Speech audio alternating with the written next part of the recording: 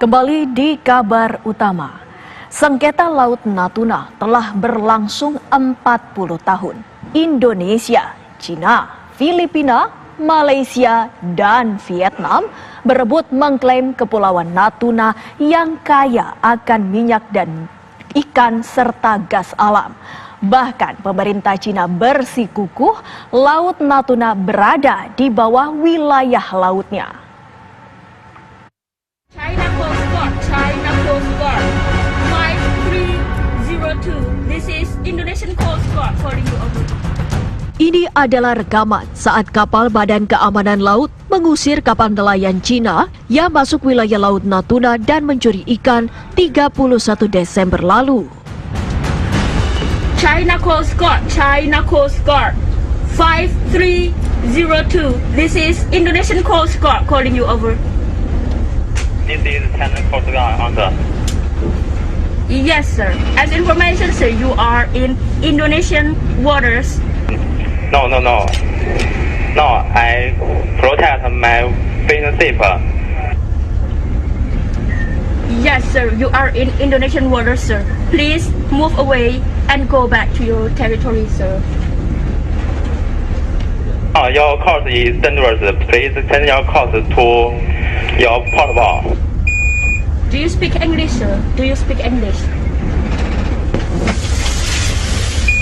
China Coast Guard, Indonesian Coast Guard calling.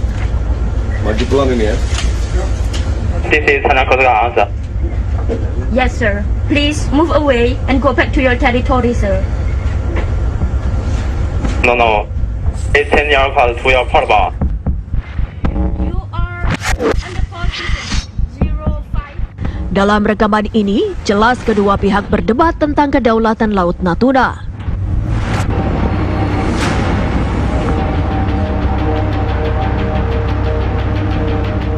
Menteri Luar Negeri Retno Marsudi menjelaskan, zona ekonomi eksklusif Indonesia telah ditetapkan oleh United Nations Conventions on the Law of the Sea atau UN Clause 1982. Untuk itu, pemerintah Indonesia juga meminta kepada pemerintah Tiongkok untuk menghormati UN Clause 1982.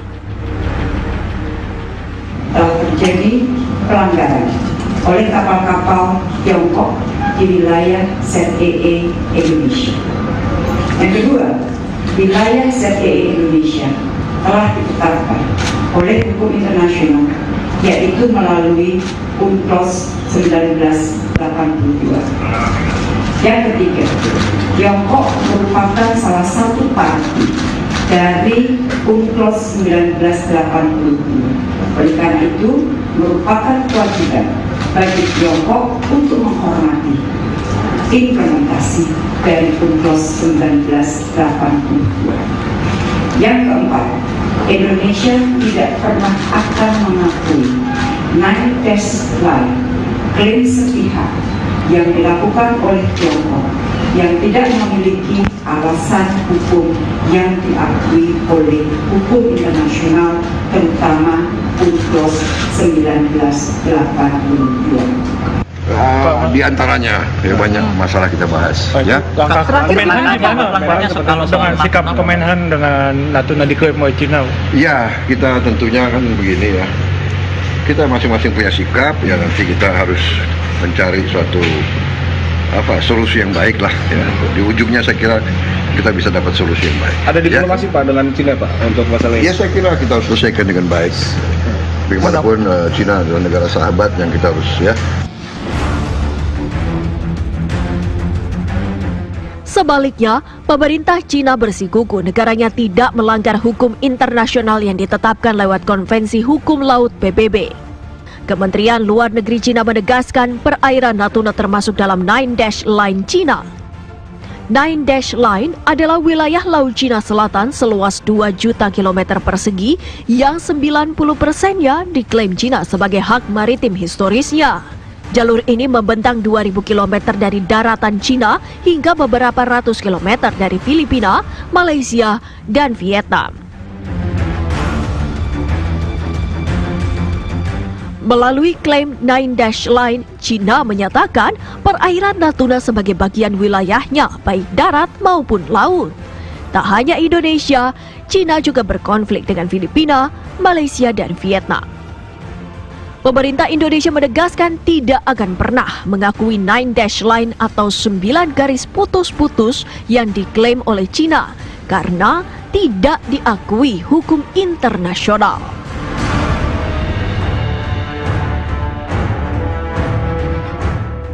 Presiden Joko Widodo sejak awal menunjukkan keseriusan dalam menjaga kedaulatan Indonesia atas Laut Natuna. Pada 23 Juni 2016, Presiden Joko Widodo menggelar rapat kabinet terbatas di atas kapal perang TNI KRI Imam Bonjol di perairan Natuna, Provinsi Kepulauan Riau. Langkah Presiden ini menegaskan bahwa kepulauan dan perairan Natuna merupakan wilayah kedaulatan Republik Indonesia. Jokowi menunjukkan hal itu dengan memerintahkan TNI dan Badan Keamanan Laut meningkatkan penjagaan di wilayah itu.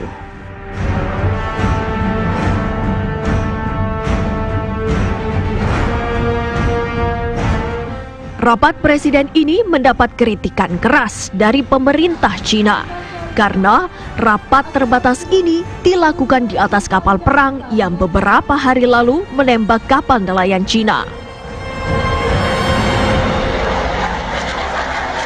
Sikap tegas Presiden mempertahankan Laut Natuna sebagai wilayah Indonesia kembali dilakukan. Kali ini dengan langkah yang sangat mengejutkan. Pada 19 Mei 2017, Presiden Jokowi datang menyaksikan langsung latihan militer TNI, latihan pasukan pemukul reaksi cepat PPRC yang mengerahkan 6.000 prajurit TNI dan berbagai senjata. Latihan besar-besaran ini digelar selama 3 hari di Tanjung Datuk, Natuna, Kepulauan Riau. Presiden Joko Widodo sangat bangga menyaksikan kehebatan prajurit TNI dalam latihan kesiapsiagaan mempertahankan wilayah NKRI dari segala bentuk ancaman militer.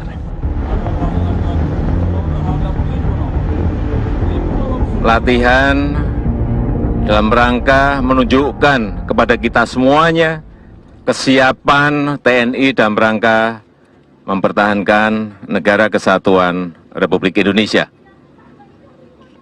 Dan latihan seperti ini sudah berjalan 6 bulan, bukan hari ini, sudah 6 bulan dengan tahapan-tahapan yang pada hari ini tadi bisa kita lihat bersama betapa kesiapan baik di darat, baik di laut, baik di udara betul-betul dalam keadaan siap apabila diperlukan oleh negara.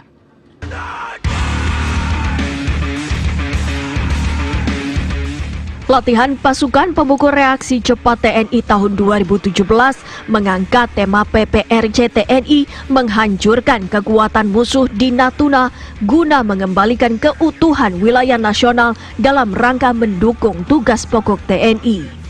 Tujuannya menunjukkan kemampuan dan kekuatan TNI serta profesionalisme prajurit dan kecanggihan alutsista.